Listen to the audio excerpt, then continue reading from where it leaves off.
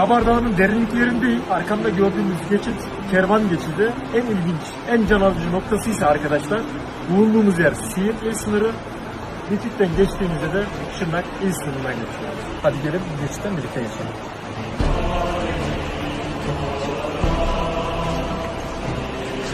Normalde insanlar buradan geçebilmek için buraları basamak şeklinde oymuşlar.